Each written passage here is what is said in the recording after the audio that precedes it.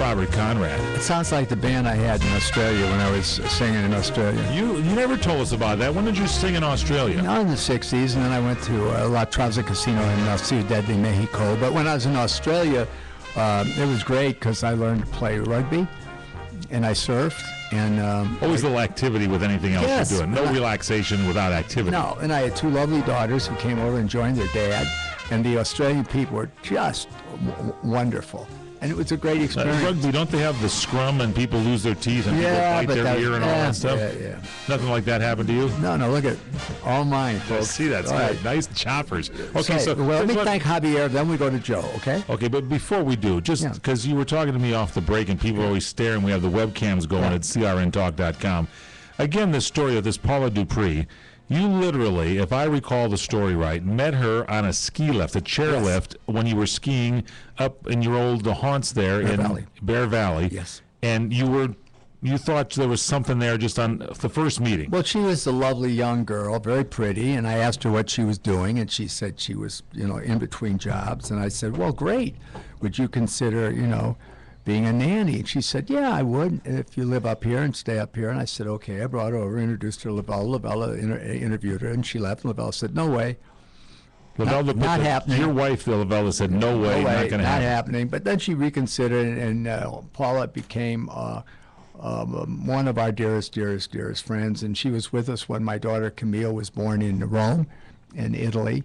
And she stayed with us till I fired her. And then she became too close with the wife. They were buddy-buddy, and I was looking for a nanny. So when she left, she got in touch with my daughter Joan, and the rest is history. She went to work, and she just won an Emmy. An Academy Award. Academy Award for the movie The Cove, which she produced. Is that correct? Yeah, she's a producer. And I say Emmy, why? Because I was in television for so many years. Right. So here's the thing. And then I'll leave this point alone. This is just my observation that I think your audience that tunes into the show and listens every week will get. And that is, I always would love to have you get my back, because you have, in the time I've known you, an uncanny way of looking at something and kind of like seeing all the edges and seeing through it and kind of picking up the vibrations you get from the person, from the project, whatever it might be. So just by going up the chairlift, where a lot of people might say, hey, and your wife probably thought this at first, like, no way, this woman's too good looking, I don't want her around you. A lot of guys would just pick up on somebody they think is good looking. You saw through all that, and you saw the name change, and maybe you didn't see the potential Oscar at the time, but you saw the talent and what was there, and you picked it out on square one. Beautiful woman. Yeah, well, thanks. She's a beautiful woman. That's all I saw. So this is a young girl in her early 20s, beautiful, and if she's out of work, we could use someone. Anyway, I don't want to be redundant, but Paula, if you're listening, call. You deserved it. And now... where are we going first? I just want to thank Javier. I can't thank you enough for What did he do this week? Javier's a listener in France of the show. All of these pictures are... Oh, my, you're kidding me. Excuse me.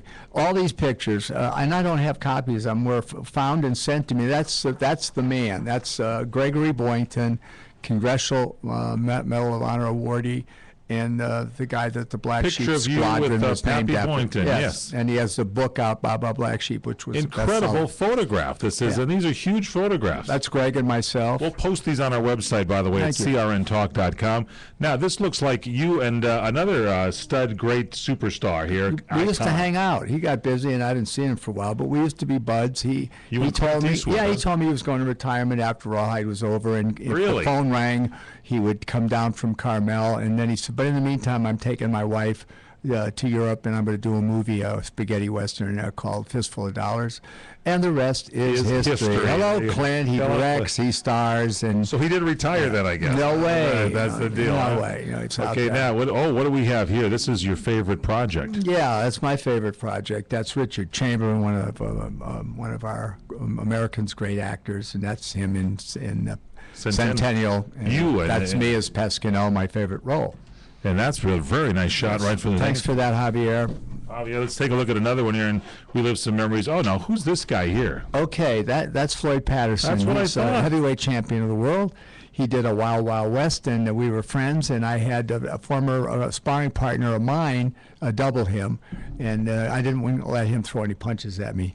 I don't. Thank you. You're smart. See, I told you you're smart. You can look at a person and pick it up. What kind of a guy was Floyd Patterson? He seems like he'd be a nice guy. He was quiet and polite and fun to be around. And was a great experience because I admired him in the ring. I was a boxer, as you know, and I knew he was deserving of the championship, being the boss. Here's a nice looking couple here. Describe to our audience what we're seeing here. You're seeing the owner of Forever Spring. She is also an actress, has 140 employees. She sings. She went to Wounded Warriors with me a few weeks ago, and that's Connie Stevens. Connie Stevens. She looks good now. And she looked good then. Conchetta Ingolia.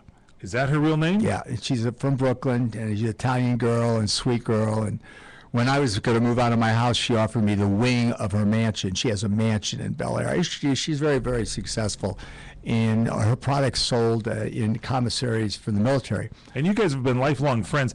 I mean, I'm sure that there were rumors going around. Did you guys ever have a relationship? Ever? No, You've just always been buddies, huh? Yeah, well, we have a sister relationship. Connie was going with a guy when I met her, and I thought that was going to be her husband. He was a wonderful, wonderful guy, and she still likes him, is in touch with him. But no, we never had a romantic relationship. We had, I think, a better relationship because it's lasted longer. Okay, now here's a shot of all these servicemen. What project is this? That was a movie that I did called Hard Knocks, and the little boy being pulled is my son Shane. Really? And the guy pulling him is the former bodyguard friend of and wonderful actor Red West. That's Red West, huh? That's Robert Conrad and Red West and Shane Conrad.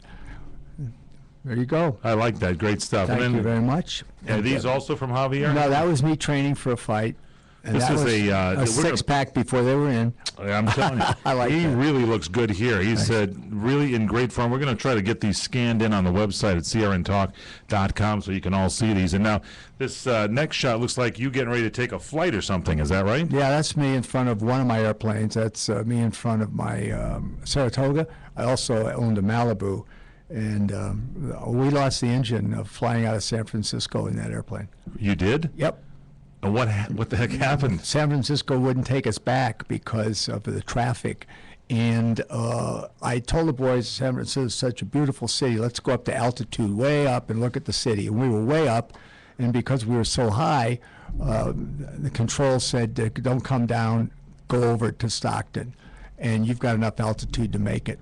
And they were right. Did that? I did, and it was. Oh my gosh! It was quiet, and I said, well, to myself, I said, this could be the end of the Conrad dynasty because it was myself and my only two sons. Whoa! Yes. Now we didn't make the. Oh, that's me doing something I had the pleasure of introducing.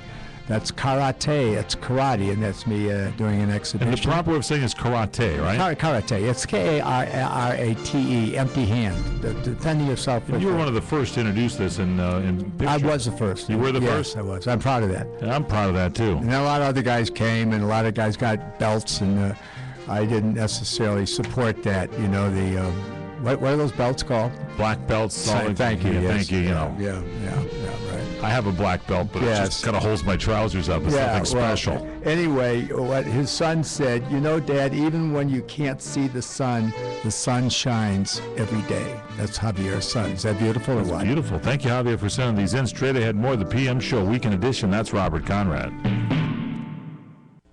Help! I've fallen and I can't get up. If you have an elderly loved one, please listen.